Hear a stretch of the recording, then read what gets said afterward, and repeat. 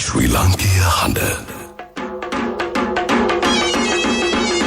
අද 2021 වර්ෂයේ පළමු පුරපසළොස්වක් පොහෝදා දුරුතු පුන් පොහෝදා සියලු ලෝවැසි ජනතාවට නිදුක් නිරෝගී සුව ප්‍රාර්ථනා කරමින් අද දවසේ ධර්මානුශාසනාව ශ්‍රවණය කිරීමටයි සූදානම් වන්නේ. අද දවසේ ලක්හඬ බුද්ධ රශ්මී පෝදා විශේෂ ධර්මානුශාසනාව සඳහා දායකත්වයේගෙන කටයුතු කරනු ලබන්නේ අංක 12 වටගොඩ පන්සල පාරේ අරුප්පල මහනුවර ලිපිනේ පදිංචි චන්ද්‍රා වන්‍යාරච්චි ස්වාමි පුරුෂයා සහ කුසල ඩන්ස්ටන් තොසිනි යන දූදරුවන් ඇතුළු පවුලේ සියලු දෙනා විසින් සුපින්වතුනි බුදුරජාණන් වහන්සේගේ ප්‍රථම ලංකා ගමනය සිදු වූ අද වැනි දුරුතු පුරපසළොස්වක් පොහෝදා ලක්හඬ බුද්ධ රශ්මී පෝදා විශේෂ ධර්මානුශාසනාව සඳහා අපි සදහැසිතින් ඇරයුම් කරමින් මේ ධර්ම මණ්ඩපය වෙත වැඩම කරවා ගන්නට යෙදුනේ හෝරණ සීල සුවාරණ භික්ෂු ගිලන් මධ්‍යස්ථානයේ අනුශාසක ධූරන්දර අතිපූජ්‍ය ගලිගමුවේ ඥානදීප අපේ ස්වාමින් වහන්සේ අපේ හාමුදුරුවනේ ඔබ වහන්සේව ඊ타මත්ම ගෞරවයෙන් පිළිගනිමින් සදහැසිතින් ඇරයුම් කරනවා මේ සියලු දෙනා වෙනුවෙන් ලක්හඬ බුද්ධ රශ්මී පෝදා විශේෂ ධර්මානුශාසනාව පවත්වන හැටියට අවසරයි අපේ හාමුදුරුවනේ සාදු සාදු සාදු සමන්තා චක්ඛවාලේසු අත්‍රා ගච්ඡන්තු දේවතා සද්ධම්මං මුනි රාජස්ස සුනන්තු සග්ග මොක්ඛදං ධම්මසවන කාලෝ අයං බදන්තා ධම්මසවන කාලෝ අයං බදන්තා ධම්මසවන කාලෝ අයං බදන්තා නමෝ තස්ස භගවතු වරහතෝ සම්මා සම්බුද්දස්ස නමෝ තස්ස භගවතු වරහතෝ සම්මා සම්බුද්දස්ස නමෝ තස්ස භගවතු වරහතෝ සම්මා සම්බුද්දස්ස හැම දිනාටම තෙරුවන් සරණ ප්‍රාර්ථනා කරමින් අද දුරුතු පුන් පොහෝ දවස නව වසරක් ආරම්භ වෙලා මේ ආරම්භ වූ නව වසරේ පළවෙනි පුන් පොහෝ දවස දුරුතු පුන් පොහෝ දවස කියන්නේ බෞද්ධයන් හැටියට ශාසනික වශයෙන් ඊටාම වැදගත් ශාසනික කාරණා රැසක් යෙදෙන පුන් පොහෝ දවසක්. ඉතින් අද මේ උතුම් පුන් පොහෝ දවසේ මේ උතුම් ධර්මයේ ශ්‍රවණය කරන ලක්වාසී ලෝවාසී ඔබ හැම දෙනාටමත් මේ උතුම් ධර්ම ශ්‍රවණය නිවන් දොරටුවක් බවට පත්වේවා කියලා අපි මුලින්ම ආශිර්වාද ප්‍රාර්ථනා කරනවා. පින්වතුනි අද වගේ දුරුතු පුන් පොහෝ දවසක අපේ බුදුරජාණන් වහන්සේ බුද්ධත්වයට පත්වෙලා උරුවෙල් කාශ්‍යප නදී කාශ්‍යප ගයා කාශ්‍යප කියන තුම්බෑ ජටිලයන් දමනය කරපු 1000ක් මහරහතන් වහන්සේලා එහි බික්කු භාවයෙන් පැවිදි උපසම්පදාව ලබපු උරුවෙල් කාශ්‍යපත් එක්ක 500ක් නදී කාශ්‍යප එක 300ක් ගයා කාශ්‍යප සමග 200ක පිරිසක් බුදුරජාණන් වහන්සේගෙන් ආදිත්ත පරියාය කියන සූට දේශනාවෙන් බණහලා උතුම් ධර්මය අවබෝධ කරගත දවස. ඒ වගේමයි අපේ බුදුරජාණන් වහන්සේගේ ලංකා ගමනය සිද්ධ වුනෙත් අද වගේ පුන් පොහෝ දවසක. ප්‍රථම ලංකා ගමනේ මයංගනයට වැඩම කරපු ලංකා ගමන. ඒ වගේමයි මේ සම්බුද්ධ ශාසනය තුළ ප්‍රථම ආරාම පූජාව හැටියට බිම්බිසාර මහරජතුමාගේ රාජකීය උයන තමයි කුටි සෙනසුන් හදලා බුද්ධ ප්‍රමුඛ සංඝයා උදෙසා වේල්වනේ ආරාමයක් හැටියට පූජා කරන්න. එතකොට මේ වගේ ශාසනික කටයුතු රැසක් යෙදිච්ච පුන් පොහෝ දවසක් හැටියට දුරුතු පුන් පොහොය ධර්මය හඳුන්වනවා. පිංගතුනි අපේ බුදුරජාණන් වහන්සේගේ ලංකා ගමනය ගැන අපි සිහිකරොත්. අපේ බුදුරජාණන් වහන්සේ සම්බුද්ධත්වයට පත්වෙලා බෝධි මූලයේ වැඩ සිටිද්දි. ඔබ දන්නවා උන්වහන්සේ වජිරාසනය මත සියලු කෙලෙසුම් ප්‍රහාණය කරලා දසබිම්බරක් මාර සේනා පරාජය කරලා ලෝතුරා සම්මා සම්බුද්ධත්වයට පත්වෙලා සතියක් විමුක්තිසුව විඳමින් බෝධි මූලයේම අපේ බුදුරජාණන් වහන්සේ වැඩ සිටිය. උන්වහන්සේ ඉරියව්වවත් වෙනස් නොකර ඒ වජිරාසනින් නැකිටින්නෙවත් නැතිව ඒ ඉරියව්වෙම විමුක්තිසුව විඳමින් සතියක් වැඩ සිටිය. ඔය අතර බුදුරජාණන් වහන්සේ බුදුවැසින් බලනවා අනාගතයේ උන්වහන්සේගේ ධර්මය ලෝකෙ පිහිටන්නේ කොයි ආකාරයටද. මේ ධර්මය ලෝකෙ පවතින්නේ මොන විදිහටද. උන්වහන්සේ දකිනවා මේ ලංකා භූමිය පෙර බුද්ධ ශාසන පවා පිහිටි මේ උතුම් ලංකා භූමිය මුල් කරගෙන බොහෝ කාලයක් ලෝකෙ බුද්ධ ශාසනය ආරක්ෂා වෙනවා. හැබැයි ඒ වෙනකොට අපේ රටේ නොයෙක් ගෝත්‍රික පිරිස් වගේම දරුණු යක්ෂයන් අමනුස්්‍යයන් මේ මනුස්්‍යයන්ව පාලනය කරමින් හිටපු කාලයක්.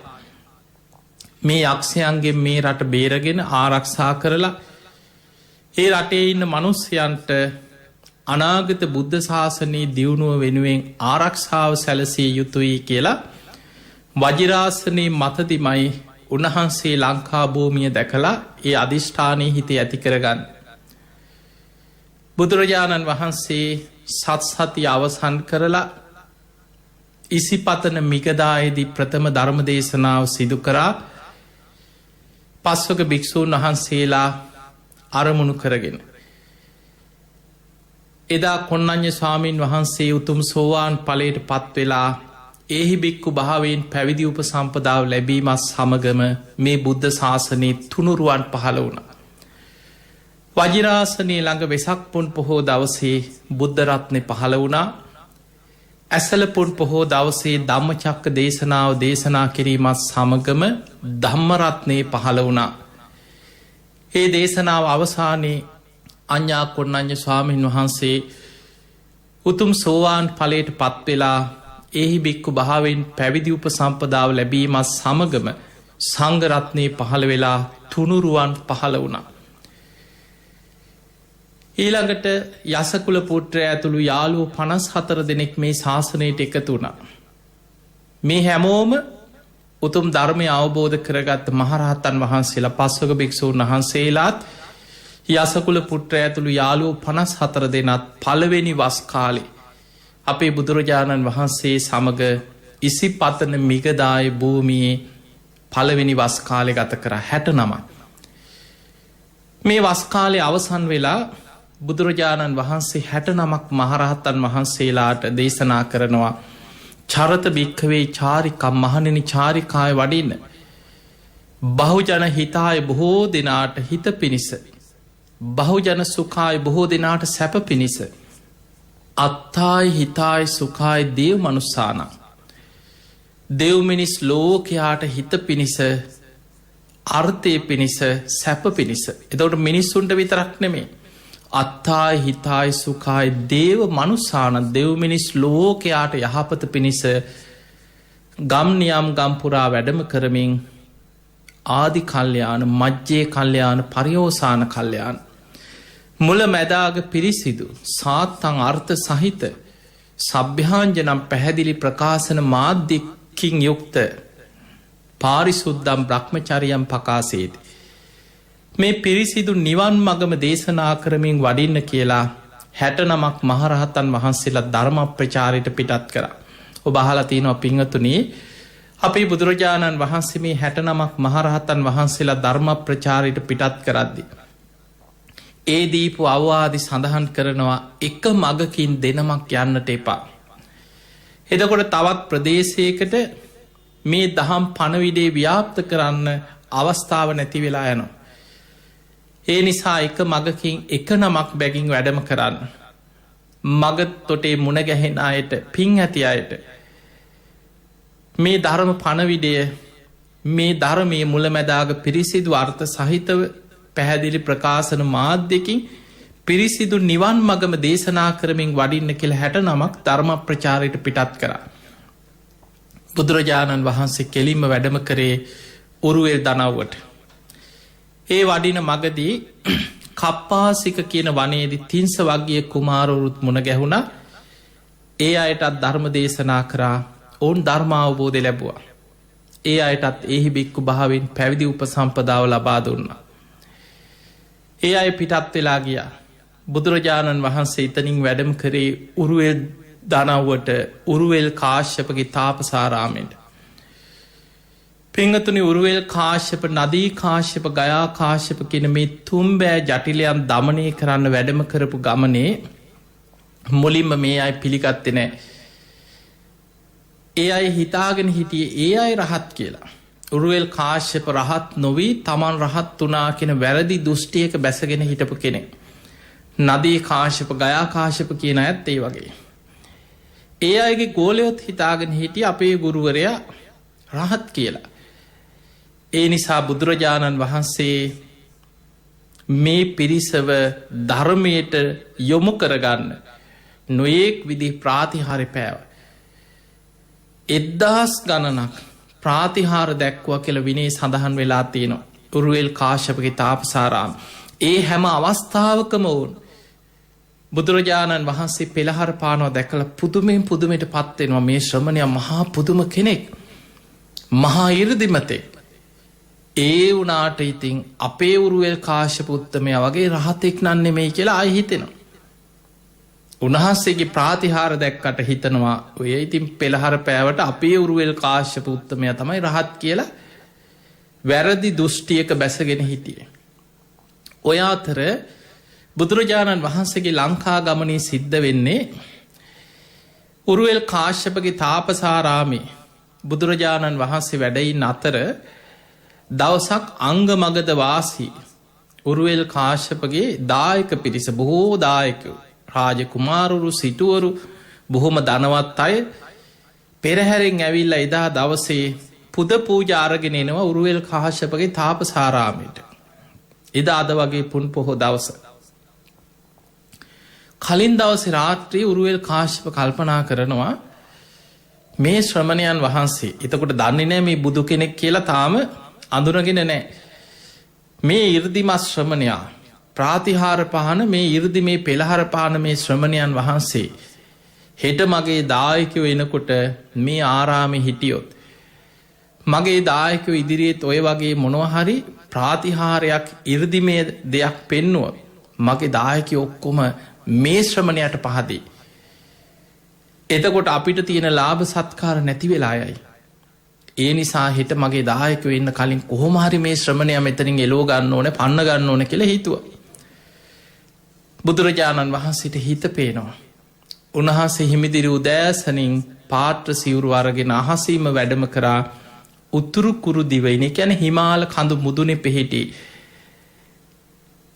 ඉතාම රමණීය දෙවියන් අරක් ගත්ත භූමිය මනුස්ස වාසයක් නැති තැනක් හැටියට සඳහන් වෙනවා. උතුරු කුරු දිවයින. බුදුරජාණන් වහන්සේට දෙවියන් විසින් දන් පිළිගන්නනොත් දිවිය භෝජන. උන්වහන්සේ අනුවතත්ව විල අසල පැම් පහසු වෙලා මේ දානෙ වළඳලා විවේකෙන් භාවනාවට සමවැදිලා සමාපත්තිී ලෝකෙ දිහා බලනකොට එදා දකිනව බුදු ඇසින් අනාගතයේ ධර්මය පිහිටන මේ ලංකා භූමිය. එදා මයිංගනයට විශාල යක්ෂ පිරිසක් එකතු වෙලා යක්ෂ සමාගමක්කි ඔවුන්ගේ රැස්වීම. ඔවු මයිංගන භූමිය තමයි මේ රැස්වීම වෙනුවෙන් තෝරගෙන තිබුණේදා. ලංකා භූමිය පුරා ඉන්න දරුණු යක්ෂයන් ඒ භූමියට එදා එකතු වෙන දවස. බුදුරජාණන් වහන්සේ බුදු ඇසින් දැකළ කල්පනා කරනවා අද මේ අක්ෂයන්ව දමනය කරලා මේ මනුස්්‍යයන්ට මේ අමනුස්්‍යයන්ගේ යක්ෂයන් වෙනන අනතුරුවලින් මේ මනුස්්‍යයන්ව ආරක්ෂා කරලා අනාගතයේ ධර්මී පිහිටන මේ භූමිය මේ යක්ෂයන්ගෙන් ආරක්ෂා කරන්න අද සුදුසු දවස. උන්වහන්සේ අහසින්ම ඒ භූමියෙන් අර අනෝතත්ත විලාසලින් අහසින්ම වැඩම කරන්නේ ලංකා භූමියට. එදා මයංගනයට විශාල යක්ෂ පිරිසක් එකතු වෙච්ච දවස බුදුරජාණන් වහන්සේ අහසින් වැඩම කරලා උන්වහන්සේගේ නිසීදනය අපි කියන්නේ සාමාන්‍ය කෙනෙක් පත්කඩේ කියලා බිම වාඩි වෙන්න එළනවා. මේ නිසීදනය අහස එලාගෙන ඒ මත භාවනා ඉරියව්වෙන් අහසේ වැඩ සිටියා. මයංගන භූමියට ඉහළ අහසේ. බුදුරජාණන් වහන්සේ මුලින්ම කරේ උන්වහන්සේ ප්‍රාතිහාරයක් දැක්වා. මහා ගණ අන්ධකාරයක් මැව්වා. උන්වහන්සේ ගීර්දි බලේ දැන් අර දහවල් කාලෙ මේ එකතු වෙලා හිටපු යක්ෂ පිරිස මේ අමනුස්්‍ය පිරිසට හිටි ගමන් මහා ගණ අන්ධකාරයක් ඇති වුණා. ළඟඉන්න කෙනාට ඊළඟ කෙනා නොපෙනෙන මට්ටමට මහා අන්ධකාරයක් අඳුරක් ඇති වුණ.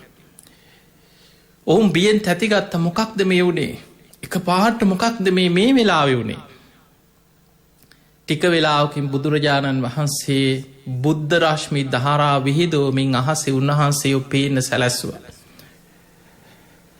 අහසේ වැඩඉන්න මේ ශ්‍රමණයන් වහන්සේව දැක්ක යක්ෂයෝමි දන්නේ නෑ බුදු කෙනෙක්ද උන්වහන්සේගේ හැකියාව ඔය මොනුවත් දන්නේ නෑ. සමහර යක්ෂයෝ හිතනවා මේ කවුද මේ අපිටත් වඩා බලසම්පන්න යක්ෂේ කද්ද මේ කියලා.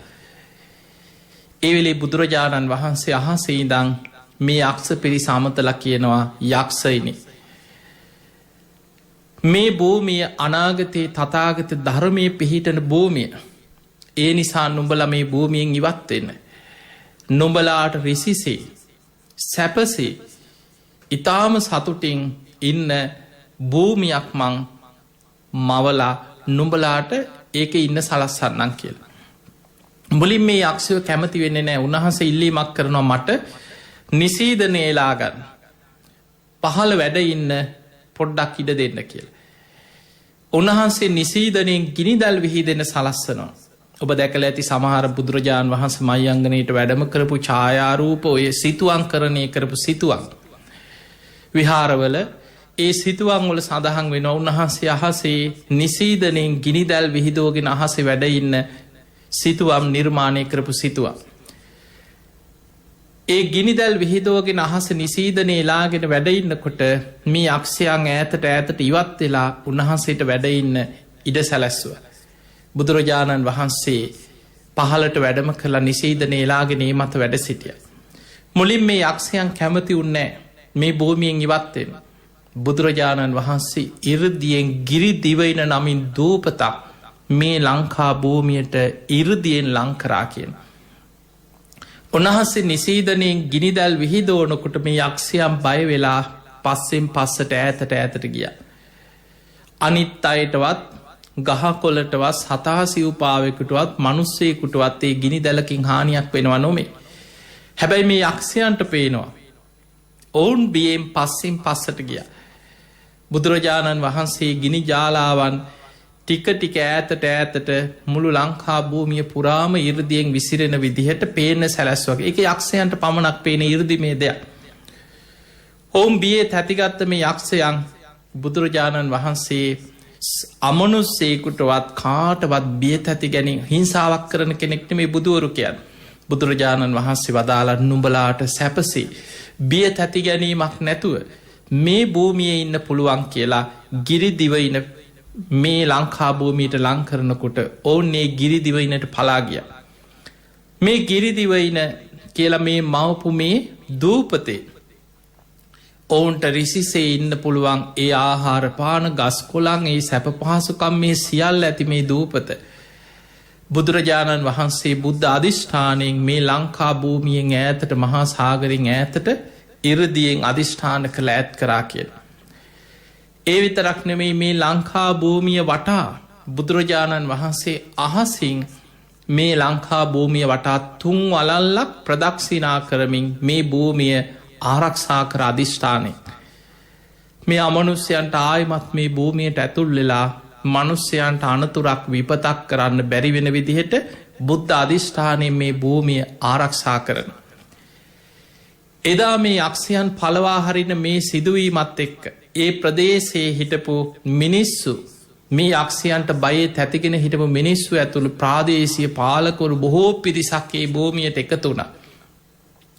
එදා සබරකම පාලනය කරපු පාලකයා ප්‍රාදේශීය පාලකෙක් හැටියට හිටපු කෙනෙක් හැටියට අපේ ඉතිහාස සඳහන් වෙනවා සුමන සමන් දෙවියන්. ඒ වෙනකොට දේවගෝත්‍ර යක්ෂ ගෝත්‍ර නාග රාක්ෂ මේ වගේ යම් යම් ගෝත්‍රික හැටියට පිරිස් හිතලා තියෙනවා. බුදුරජාණන් වහන්සේ අද මයංගන චෛත්‍ය ඉදි කරලා තියෙන භූමියේ ඒ මත වැඩ සිටිමින් එදා ඒ පිරිසට දහම් දෙසුවා. ධර්ම දේශනා කරනවා. ඒ බණහල අවසන් වෙනකොට සුමන සමන් දෙවියන් උතුම් සෝවාන් ඵලයට පත් වෙනවා. සෝතාපන්න ඵලයට පත් වෙලා බුදුරජාණන් වහන්සේගෙන් ඉල්ලීමක් කරනවා. ස්වාමීනි භාග්‍යවතුන් වහන්සේ අපට වන්දනා කරන්න ඔබ වහන්සේව සිහි කරගෙන අපට වැඳුම් පිදුම් කරන්න පූජනීය දෙයක් අනේ අපිට ලබා දෙන්න. ඒ වෙලේ බුදුරජාණන් වහන්සේ හිස පිරිමැදලා කේශ ධාතු මිටක් ලබා දෙනවා. ඒ කේශ ධාතුන් වහන්සේලා තැන්පත් කරලා බුදුරජාණන් වහන්සේ වැඩ සිටිමින් දහම් දෙසපු භූමියේ එදා ඉදිකරපු චෛත්‍යය මයංගන මහා සෑය මුලින්ම අද ඔය තියෙන්නේ ඊට පසු කාලීනවත් රජවරු කීප වතාවක් විශාල කරලා ඉදිකරපු චෛත්‍ය මුලින්ම ඉතා පොඩියට චෛත්‍යයක් හැටියට කේශ ධාතු තැන්පත් කළ මේ චෛත්‍ය ඉදි කරනවා සුමන සමන් දෙවියන් විසින්. එදා ඒ ප්‍රදේශ පාලනය කරපු පාලක රජතුමා. ඊළඟට බුදුරජාණන් වහන්සේ ධර්ම දේශනා කරලා අහසින්ම ආපහු දඹදිව තලයට වඩිනවා උරුවෙල් කාශ්‍යපගේ තාපසාරාමයට. එදා බුදුරජාණන් වහන්සේ ආපහු වඩිනකොට දැන් අර අංග මගද වාසී පිරිස දානය අරගෙන ඇවිල්ලා පුද පූජාගෙනහල්ලා උරුවෙල් කාශ්‍යප ඇතුළු පිරිසට මේවා පරිත්‍යාග කරලා ඔවුන් සතුටු වෙලා දායකයෝ ටික ආපහු ගියා. මෙන්න ටික වෙලාවකින් බුදුරජාණන් වහන්සේ අහසින් ලංකාවටත් වැඩම කරලා මේ කටයුතු අවසන් කළ අහසින් ආපහු වඩිනවා. එහෙම වැඩම කරලා බුදුරජාණන් වහන්සේ මේ තාපසාරාමයට වඩිනකොට ඈතින් වඩිනවා දකිනවා උරුවෙල් කාශ්‍යප ඇතුළු පිරිස. දැන් උරුවෙල් කාශ්‍යප ඉස්සරහට ඇවිල්ලා බුදුරජාණන් වහන්සේට කියනවා මේ ශ්‍රමණය කොහෙද ඔබ ගියේ? අද අපේ දායකයෝ ආවනේ. අද අංග මගද වාසී විශාල පිරිසක් ආව තෑගි බෝග අරගෙන පුද පූජා අරගෙන අපේ ආරාමයට. අපි හෙව්වා ඔබ වහන්සේ කෝ කියලා අඳුන්නලා දෙන්න. ඔබ ඇයි මේ නොකියම කොහෙද මේ ගියේ කියලා ඇහුවා. අන්න ඒ වෙලේ බුදුරජාණන් වහන්සේ උරුවෙල් කාශ්‍යපට කියනවා උරුවෙල් කාශ්‍යප ඔබ ඊයේ රාත්‍රී මෙහෙම හිතුවනේ. හෙට මගේ දායකයෝ එනවා. මේ ශ්‍රමණය හිටියොත් මගේ දායකයෝ මේ ශ්‍රමණයට පහදී. ඒ නිසා හෙට දවසේ මගේ දායක පිරිස එන්න පෙර කොහොම හරි මේ ශ්‍රමණයාව මෙතනින් එලෝගන්න ඕන කියලා ඔබ ඊයේ රාත්‍රී එහෙම හිතුවනේ. බුදුරජාණන් වහන්සේට හිත පේනවා. එහෙම කියනකොට උරුවෙල් කාශ්‍යපට විශාල ලැජ්ජාවක් ඇති වුණා. මගේ හිතත් මේ ශ්‍රමණයන් වහන්සේ දකිනවා මහා පුදුම කෙනෙක්. ඒ වෙලාවේ වැඳ වැටුණ අනේ ස්වාමීනි මට සමාවන සේක්වා. බුදුරජාණන් වහන්සේ ඔය විදිහට උරුවෙල් කාශ්‍යප ඇතුළු පිරිස ඊර්දි ප්‍රාතිහාර පාමි ආදේශනා ප්‍රාතිහාරිකයන් කෙනෙක්ගේ හිත කියවල.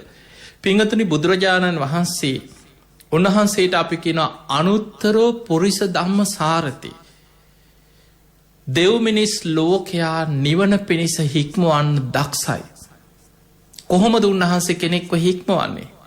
බුදුරජාණන් වහන්සේ කැමතිම ක්‍රමේ තමයි අනුශාසනා ප්‍රාතිහාරය. අනුශාසනාව මුල මැදාග පිරිසිදු අර්ථ සහිත නිවන් මග ඒ දේශනාව බුදුරජාණන් වහන්සේ ධර්ම දේශනා කළ කෙනෙක්ම හික්මවන්න දක්ෂයි.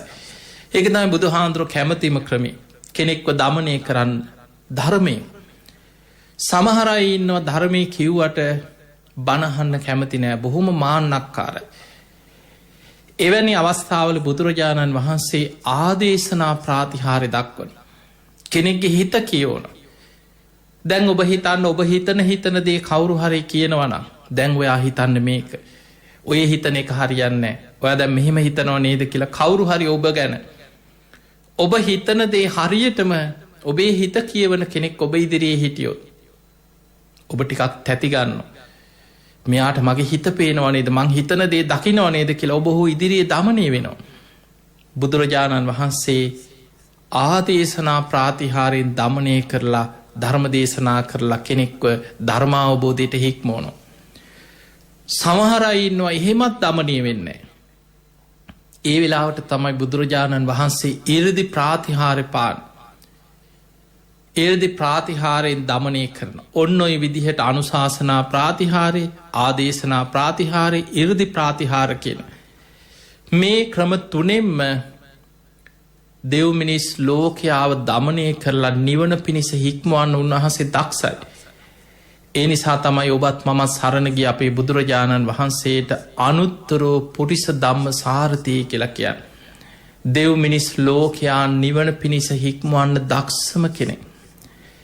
පිංහතුනේ එදා උරුවෙල් කාශ්‍යප ඇතුළු පිරිසට බුදුරජාණන් වහන්සේ දහම් දෙසුව. ඒ අයි බණහල ධර්මය අවබෝධ කරගත්තා. ඒහි බෙක්කු භාවෙන් පැවිදි උප සම්පදාව ලැබුව. තමන්ගේ තවස් පිරිකර අර ගඟට වීසි කරලා දැම්ම. ඒවා ගගේ ගහගෙන යනකොට නදී කාශ්‍යප ඇතුළු 300ක පිරිස මේවා දැකළ කල්පනා කරා මේ අපේ වැඩිමහල් සහෝදරය. උරුවෙල් කාශ්‍යප අපේ තාපසයන් වහන්සේගේ තවස් පිරිකර නේද අනතුරක් අද දන්න යම් බලන්න කියල පිරිසාව. ඊළඟට ඒවා දැකලා ගය නදී කාශ්‍යප 200ක පිරිසක් එක ඒ අඇත් එතට හොයාගෙනාව. දැන් උරුවෙල් කාශ්‍යප ඇතුළු 500යි නදී කාශ්‍යප ඇතුළු 300යි ගයා කාශ්‍යපත් එක්ක 200යි. මේ හැමෝම එතනට ඇවිල්ලා බුදුරජාණන් වහන්සේ ඉදිරියේ බණහලා එහි බෙක්කු භාවෙන් පැවිදි උප සම්පදාව ලැබූ. එදා බුදුරජාණන් වහන්සේ දහම් දෙසවා. ආදිත්ත පරියායකින සූට දේශනා මුල් කරගෙන. මේ ආයතන 6 කෙලෙස්සුන්ගෙන් ගිනිගන්න ආකාරයට අකුසල නිමිති සටහන් හිතේ මතකතියාගෙන ඉන්නවට වඩා. මේ ආයතන 6 එක්කො ඇස රත්වෙච්ච ගිනියන් වෙච්ච උලකින් ඇනගන්න එක හොඳයි කිව ඇහෙන් කෙලෙස් සහිත රූප බලලා ඒවැ නිමිති සටහන් මතකතියාගෙන අකුසල් සිහිකර කර ඉඳල මැරෙනවට වඩා. එහෙම මැරුණොත් එක්කො නිරේ අපා ඉපදිලා කල්ප ගණන් දුක් විඳින්න සිද්ධ වෙනවා. ඊළඟට කනින් කෙලෙස් සහිතව අකුසල සහගත සබ් දහලා ඒවැ නිමිති සටහන් මතකතියාගෙන කෙලෙස් උපද්දව ඉඳලා මැරුණොත් අපායි. ඊට වඩා හොඳයි කිව ගිනියන් වෙච්ච උලකින් කනට ඇනගන්න එක. එහෙම වුණා කියලා අපා යන්න දුකක් විදී කං ඇහෙන් නැතිවෙයි හැබැයි අපා යන්න. කෙනෙක් නාසයෙන් ගඳ සුවඳ විඳලා ඒවෑ කෙලෙස් සහිත සටහන් නිමිති සිහිකර කර අකුසල් උපද්දව ඉන්නවට වඩා හොඳයි ගිනියන් වෙච්ච නියනකින් නහය රැහැලදාගන්නකි. ඒ බුදුහාදුරු මේ වගේ උපමාවලින් කියන්න මේ නහයට ඇනගන්නවත් උලකින් ඇහැට ඇනගන්නවත් කියන එක නෙමෙයි. අපා අකුසල් සිහිකර කර ඉඳල අපායට වැටීමේ ආදීනව පෙන්නල දෙනවා. ඔය විදිහට ආදීනව පෙන්නමින් ආදිත්ත පරියාය මේ ගිනිගෙන දිලිසෙන ගිනි පොක්කුරු ගිනි හුලක් ගින්න උපමා කරගෙන ආයතන 6 තුළින් ධර්මය අවබෝධ කරගෙන කෙලෙස් සහිත නිමිති සටහන් හිතේ සිහිකර කර අකුසල් උපද්දවන්න නැතුව ඒවා ප්‍රහාණය කරගෙන ධර්මාවබෝධය කරයන ආකාරි ගැන බොහෝම ලස්සන දේශනාවක් කර. මේ දේශනාව අවසන් වෙනකොට උරුවෙල් කාශ්‍යප නදී කාශ්‍යප ගයා කාශ්‍යප ඇතුළු 1000ක් දෙන උතුම් මහරහත් භාවයට පත් වුණ. පිංහතුනි මේ වගේ ශාසනික කටයුතු රැසක් යෙදිච්ච දවසක් තුරුතුපුන් පොහෝ දවස. ඒ වගේ මේ බුද්ධ ශාසනය තුළ ප්‍රථම ආරාම පූජාව වේළුවන පූජාව සිද්ධ වනෙත් මේ වගේ පුන් පොහෝ දවසක කියල සඳහන්වෙන්. ඔබ දන්නවා රජගහනුවර එදා පාලනය කරපු රජ්ජුරුව තමයි සේනිය බිම්බිසාර මහරජතුමා. අපේ බෝසතාණන් වහන්සේ අභිනිස්ක්‍රමණය කරලා එදා උන්වහන්සේ කෙස් වැටිය කපල අහසට විසි කරලා. ආභරණ ටිකයි මගුල් කඩුවයි චන්න ඇමතියට ලබාදීලා. අහසින් ඇවිල්ල මහා බ්‍රහ්ම දෙවියම් පිළිගන්නපෝ ඒ මහා බ්‍රහ්ම දෙවියන් ගටීකාර බ්‍රහ්ම දෙවියන් අට පිරිකරක් පූජ කර එහි සිවුරු පිරිකර දරාගත්ත. ශ්‍රමණයෙක් විදිහට වෙස්හලාගෙන උන්වහන්සේ මහා වනාන්තරයට ගිය අනෝමා නදියෙන් එතර වෙලා. ඉස්සල්ලාම නගරයකට කියලාවේ රජගහනුවරට පැවිදිවෙච්ච ඒ මුල්ම දවසේ. කැලේ මැදින් ඇවිල්ලා පලවෙනියටම රජගහනුවරට ආවිශ්‍රමණයෙක් විදිහට. උන්වහන්සේ රජගහනුවර නගරේ පින්ඩ පාති වඩිනු. රාජ භෝජන රන් මිරිවැනි සඟල් පැළඳගෙන හිටපු. රත්තරන් තැටි ආහාරගත්ත සුද්දෝදන රජතුමාගේ එකම පුත්‍රයා. සිද්ධාර්ථ ගෞතමයන් වහන්සේ ගිහි ජීවිතය අතහැරලා ශ්‍රමණ වෙස් දරාගෙන මේ නගරයට ඇවිල්ල පින්ඩ පාතය යනකොට අර ලැබෙන ගොරෝසු රලු ආහාර සමහරයව පිළුණු එච්චේව වෙන්න පුළුව. මේවා පාත්තරයට ලැබිච්ච දවසේ උන්වහන්සේ විවේකෙන් පැත්තකට ගිහිල්ලා මේ පින්ඩ පාත දානි ටික වළඳන්න සූදානන් වෙනකොට එතනට ආවා රජ්ජුරුවන්ගේ ඔත්තුකාරයන්ගේ පණවිඩේ ලැබුණට පස්සේ රජ්ජුරුව. උන්වහන්සේ මේ නගරේ සැරිසරනවා දැකල රාජකය ඔත්තුකාරයන්ට සැකහිතුන මේ කෞද මේ නම් සාමාන්‍ය ශ්‍රමණයෙක් වෙන්න බෑ. බොහෝම ලස්සනයි රන්වන් පාට ශරීරයක් තියෙන. බොහොම ලස්සන රූප සම්පත්තියක් තියෙන රාජ කුමාරයෙක් වගේ මේ ශ්‍රමණයෙක් හරියට දෙවි කෙනෙක් වගේ. ඉක්මනට පණවිඩේගේ ඔත්තුකාරයන්ගෙන් රජ්ජුරුවන්ට නම් කියාහිට රජතුමනි මේ නම් දෙවි කෙනෙක් වෙන්න පුළුව. හිතාගන්න බැරි ලස්සන රූපයක් තියෙන කෙනෙක්. රජ්ජුරුවොත් මාලිකාවෙන් පහලට බැහැගෙනාව. එනකොට උන්වහන්සේ පින්ඩ පාති කරගෙන ලැබිච්ච දාන ටික වළඳන්න සූදානන් වෙන. රජ්ජුරුව ළඟට ඇවිල් ඇහුවා ඔබ කවුද? කතා බහ කරනකොට අඳුන ගත්තා මේ සුද්දෝදන රජතුමාගේ පුත්‍රයා. කලින් ලිපි ගණු දෙනු කරලා දැනාදුනගෙන තිබුණ හැබැයි රූපෙන් දැකල තිබෙනෑ. ඒ වෙලා බිම්බිසා රජ්ජුරු ඉල්ලීමක් කරා. ඔබ මේ රාජ සැප සම්පත් අතහැරලා ශ්‍රමණ වෙස් දරාගෙන යන්නේ ඔබේ රාජ්‍ය පුංචි නිසාද. මගේ රාජ්‍ය විශාලයි. ඔබ කැමතිනං අපි මේ රාජ්‍ය දෙකට බෙදාගෙන සමගියෙන් මේ මගද දේශි රජකං කරමු කියෝ. ඒ වෙලාවේ අපේ බෝසතාණන් වහන්සේ කියනවා රජතුමනි මම රාජ්‍ය අතහැරලා රාජ්‍ය සැප සම්පත් අතහැරලා විමුක්තියක් හොයාගෙන යන කෙනෙ. ඒ නිසා මට රාජ්‍ය ගැන රාජ්‍ය සැප ගැන කිසි ආසාාවක් නෑ කිය මංගේ අතහැරලා යන කෙනෙ. ඒ වෙලා බිම්බිසා රජ්ජුරුව ඉල්ලීමක් කරා. ඔබහන්සේට ඒ හොයාගෙන යන විමුක්තිය ඉක්මනින්ම ලැබේවා. ඔබහන්සගේ අරමුණ සාක්ෂාත් වේවා. හැබැයි ඔබහන්සේ මට පොරොන්දුවක් වෙන්න. ඔබහන්සේගේ ඒ අරමුණ සාක්ෂාත් කරගත්ත ගමන් ඔබහන්සේ මාව හොයාගෙන ඇවිල්ලා මට ඒ මාර්ග කියල දෙන්න. මටත් ඒ විමුක්ති මාර්ගය ගැන කියල දෙන්න. හොඳයි රජතුමනි කියලා ඉදා පොරොන්දුන. ඔන්න ඔය පොරොන්දුව ඉෂ්ට කරන්න බුදුරජාණන් වහන්සේ උරුවෙල් කාශ්‍යප නදී කාශ්‍යප ගයා කාශ්‍යප ඇතුළු 1000ක් රහතන් වහන්සේලා දැන්ගේ අයි රහත් වෙලා. දහසක් රහතන් වහන්සේලා පිරිවරාගෙන බුද්ධත්වයෙන් පසුව රජගහනුවරට වැඩම කරා. බුදුරජාණන් වහන්සේ රජගහනුවරට වඩින ආරංචියට පිම්බිසා රජතුමා රාජකී විශාල පිරිසක් එක්ක මගට මාව පිළිගන්න. මිනිස්සු විශාල පිරිසක් රැස් වෙලා පුදුමෙන් පුදුමට පත්වෙලා. මොකද ඒ වෙනකොට බිම්බිසා රජ්ජුරුව විතරක් නෙවෙයි බොහෝ පිරිසක් හිතාගෙන හිටියේ උරුවෙල් කාශ්‍යප රහත් කියලා. නදී කාශ්‍යප ගයා කාශ්‍යප මේ අය රහතුන් කියලා තමයි මිනිස්සු හිතාගෙන හිටි. ඒ නිසා තමයි ඒ අය පුද පූජාරගෙන යනවා පෙරහැරෙන් ගිහිල්ලා තෑගි බෝගදීලා පුද පූජා දෙනවා. මේ අය රහතුන් විදිහට තමයි කාලයක් රහත් නොවී මිනිස්සු රවට්ටගෙන හිටි.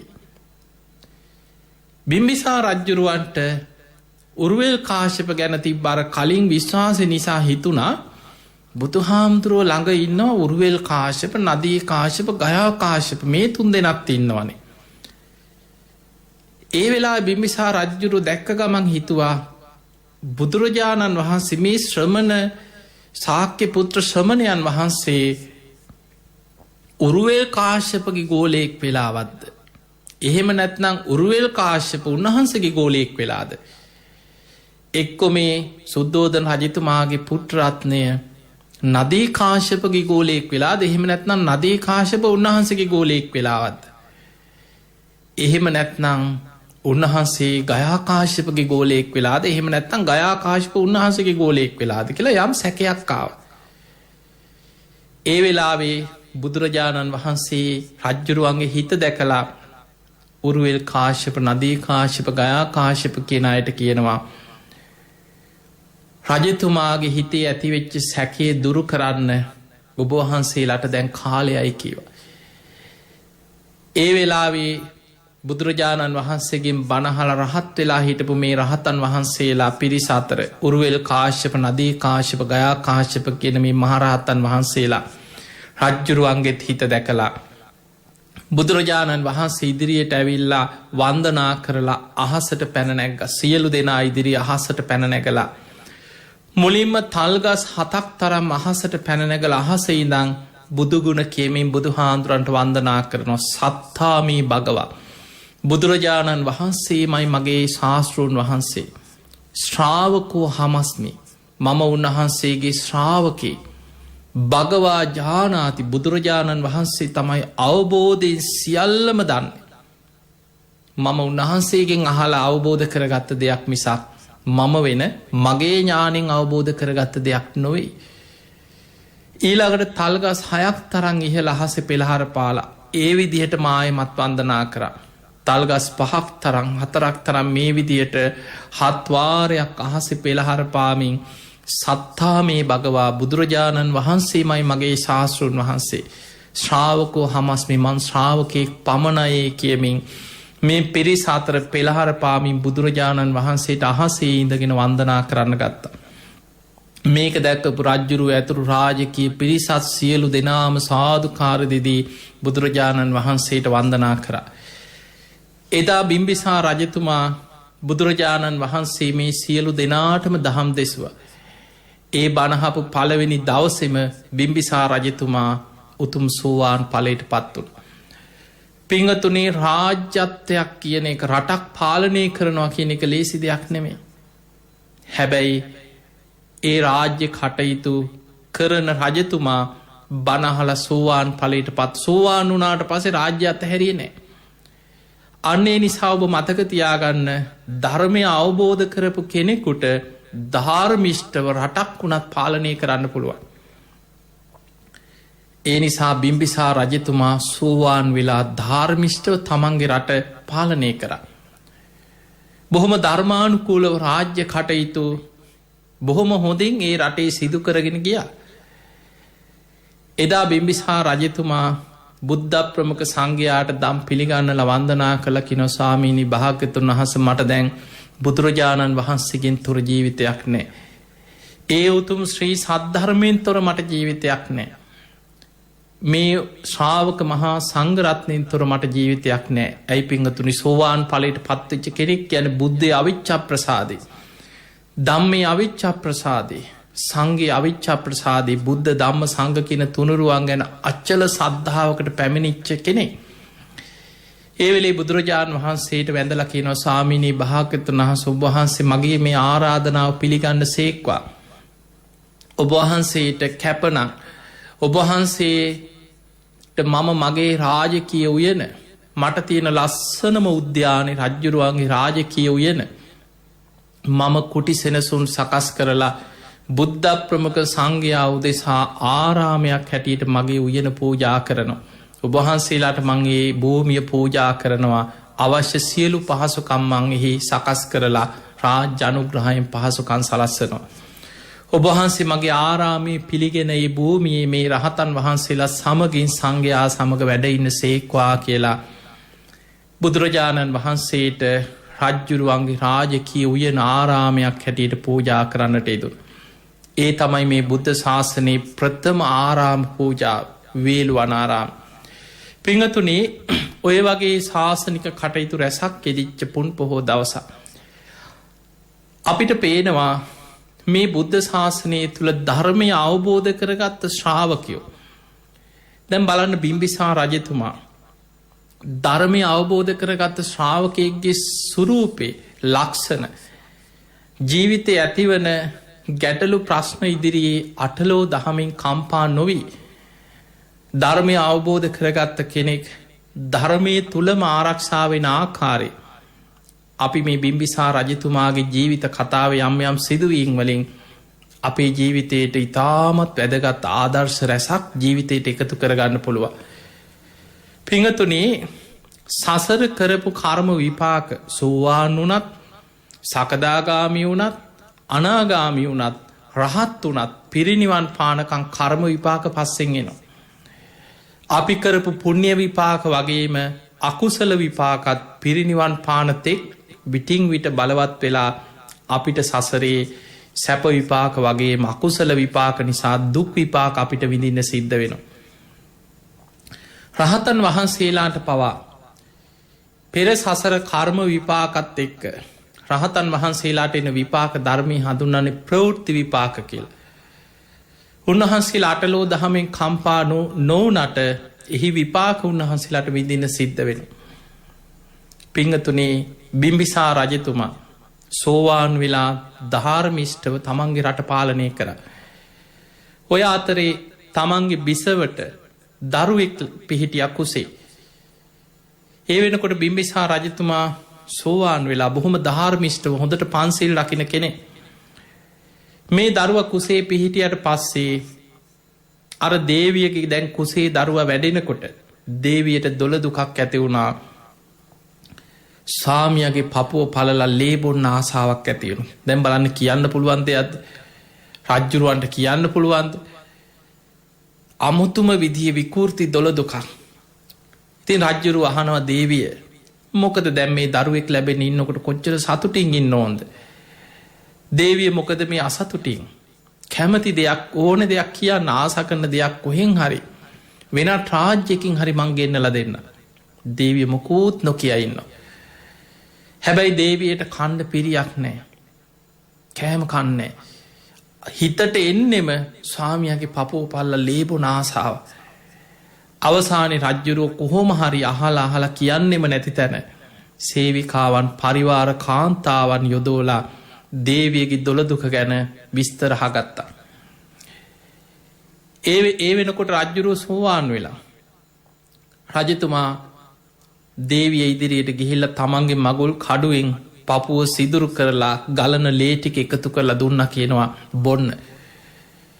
කොච්චර තමන්ගේ සාමියට ආදරයක් තිබුණත් අර කුසේ වැඩෙන දරුවගේ දොළදුක මේ සංසාර වෛරයක් එන්නේ හතුරේ. අර ලේටික බීගෙන ගියා කියන. එදා රජතුමාගේ අනාවැකි කියන අය. ඒ වෙනකොට හැම රජ කෙනෙකුට මේ කාල ඉඳලා තියෙනවා යම් යම් ශිල්ප ශාස්ත්‍රාංග ලක්ෂණ ශාස්ත්‍ර අනාවැකි කියන ඒවා අනාගතයේ වෙන දේවල් ඔය නිමිති මේවා ගැන යම් දැනුමක් ඇති අය. ඒ අය කියන්න ගත්තා මේ නිමිතිවලට අනුවනං ඔය උපදින්න ඉන්නේ රජ්ජුරුවන්ට හතුරේ. රජතුමාට අනතුරක් මේ දරුව ඉපදුනොත්නම්. දේවිය මේක දැනගත්තට පස්සේ හිතුව මගේ රජ්ජුරුවන්ට මගේ ස්වාමියට හතුරෙක් වෙන දරුවෙක් මං බිහි කරන්නේ නෑ. මං මේ දරුව කුසේ කොහොමහරි නැති කරනවා. හැබැයි බිම්බිසා රජ්ජුරු සෝවාන් වෙච්ච කෙනෙක්. ප්‍රාණඝාතයකට කිසිම විදිහකින් ඉඩක් දෙන කෙනෙක් නෙමේ. දිවිහිමියෙන් ආර්ය කාන්ත සීලයක් රකින කෙනෙ. ඒ නිසා දේවියට කලලේ කුසේ වැඩෙන දරුව නැති කරන්න ඉඩ දුන්නේ කොහොම හරි ඒ දරුවව ආරක්ෂිතව බිහි කෙරෙව්ව. ඒ බිහිවෙච්ච කුමාරයා පුදුම ආදරයකින් හදා වඩාගත්ත. ඒ තමයි අජාත සත්ත මිනිස්සුමයි කියන්න අජාත කියන නූපන් සතුරක් මවකුසේදිමයි නම වැටුණු.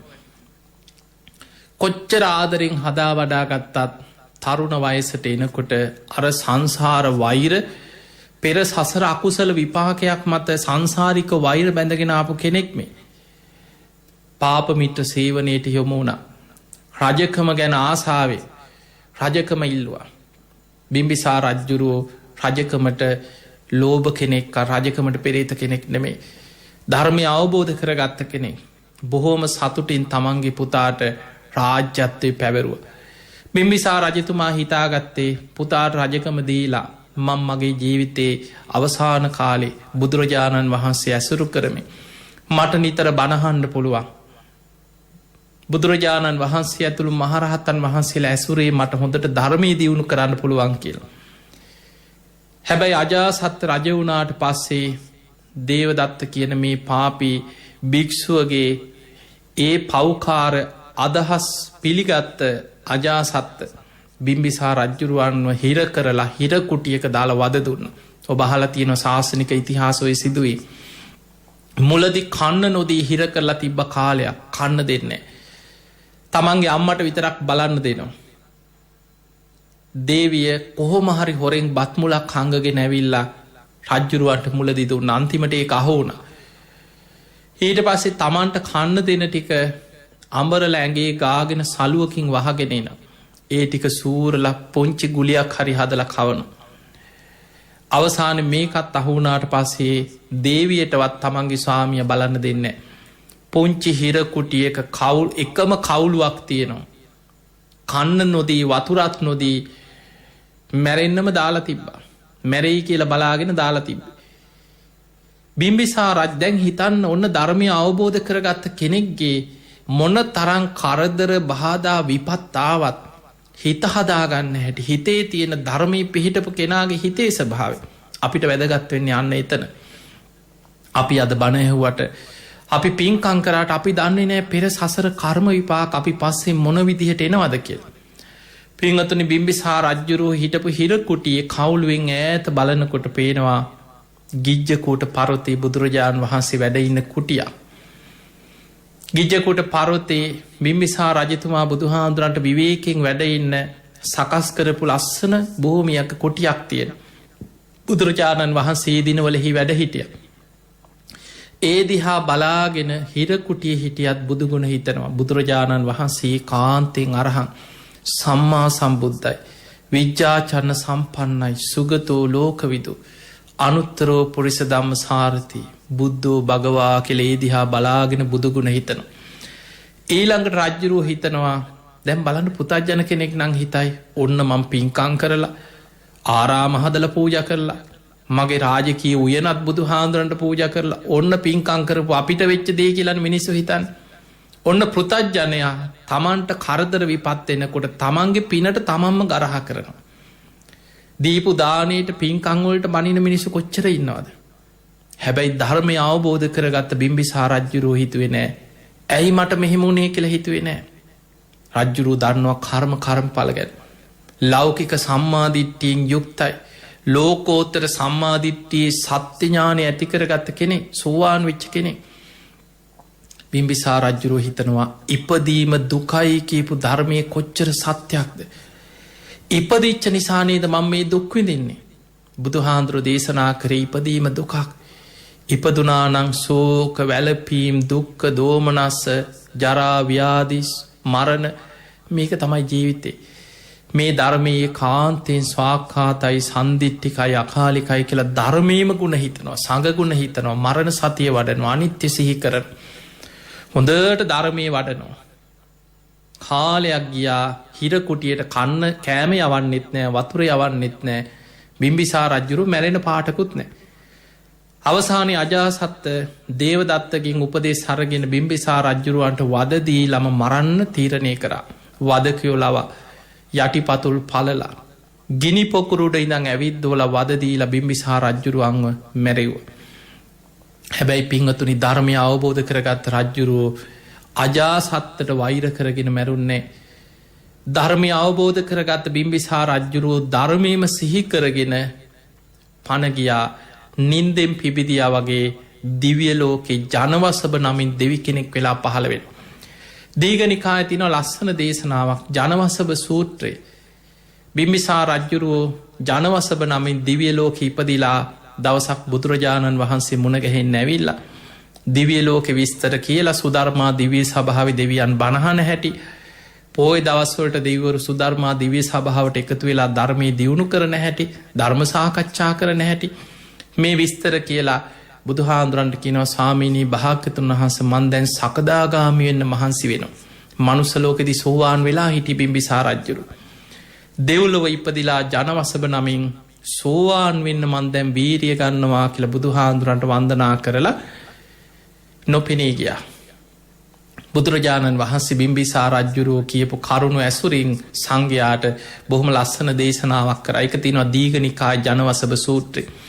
එතකොට අපිට පේනවා ධර්මය අවබෝධ කරගත්ත ශ්‍රාවකයා මොන තරම් කරදර බාධා විපත්තාවත් පෙර සසර කර්ම විපාක නිසා අපි දන්නේ නෑ ගුටි කාල මැරෙන්න වෙයිද, ගින්නෙන් පිච්චිලා මැරෙන්න වෙයිද, වසංගතයකට අහු වෙලා. ඔබ දකිනවා මේ කාලෙ කොච්චර මිනිස්සු දුක් විඳිනවද. නොසිතන විදිහේ විපත්වලට ජීවිතේ මෝන දෙන්න සිද්ධ වෙන. අපි දන්නේනේ අනාගතය මොකක් වෙයිද. ස්වභාවික විපතක්, භූමිකම්පාවක්, නායාමක්, කවුරු කවද කොතන කොයි මොහොතේ මොන විදිහට අපිට මැරෙයි අපි කවුරුත් දන්නේ නෑ. ඒ නිසා ජීවිතේ මොන තරම් කරදර බාධා විපත්තාවත් ධර්මය අවබෝධ කරගත්ත සැබෑ ලෙස ධර්මයේ පිහිටපු ආර්ය ශ්‍රාවකයා ධර්මයෙන්ම පිහිට ලබනවා. ධර්මයෙන් ආරක්ෂා වෙනවා. එයා ධර්මයෙන් රැකෙනවා.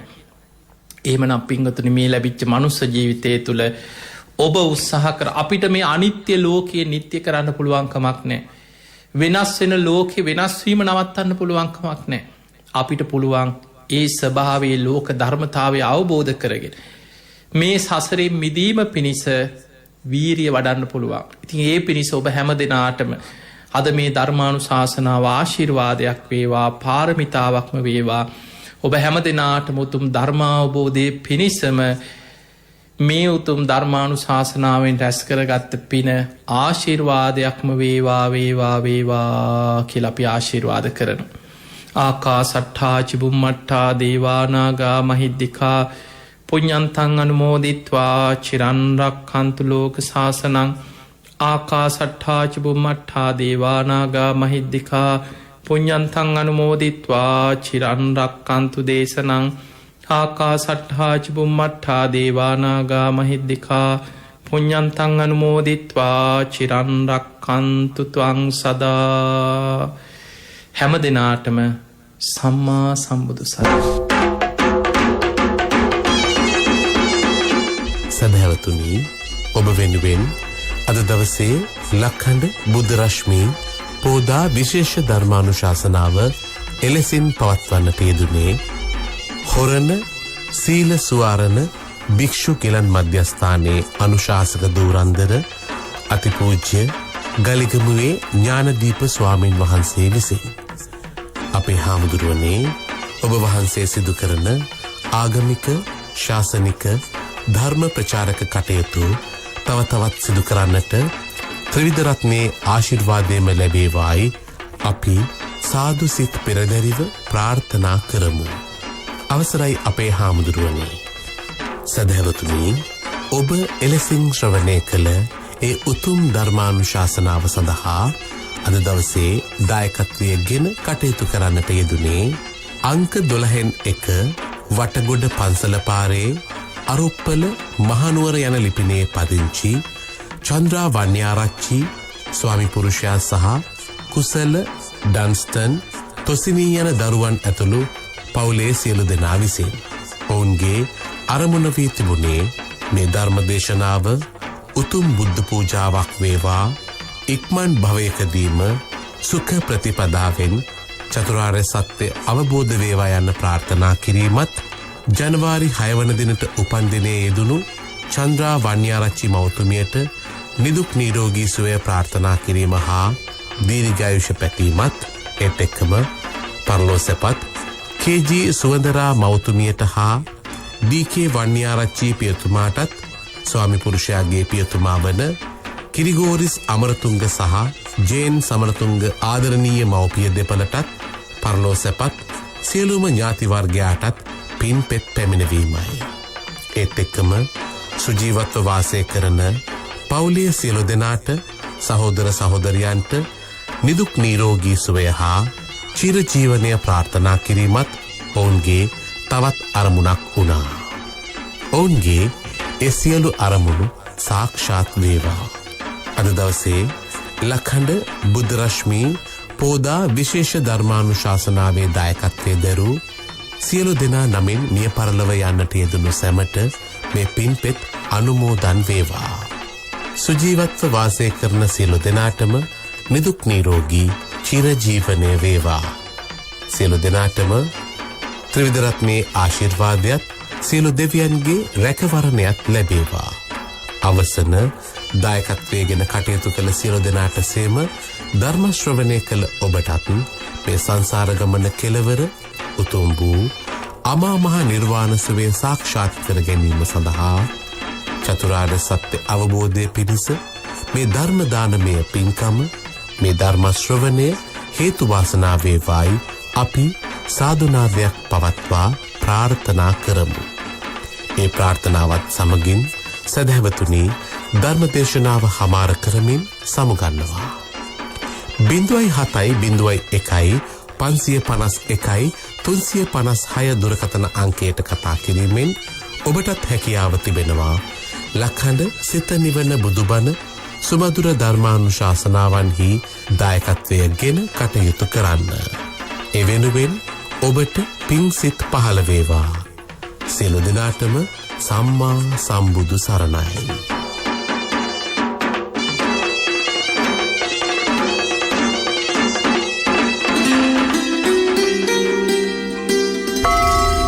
ධර්මය දකින්න ධර්මයෙහි හැසිරෙන්න ලක්හඬ සිත නිවන බුදුබණ සතියන්තයේ සහ පොහෝ දිනවල දායකත්වය ලබා ගැනීමට කතා කරන්න 0701 551 356 සබ්බ දානං ධම්ම දානං ජනාතේ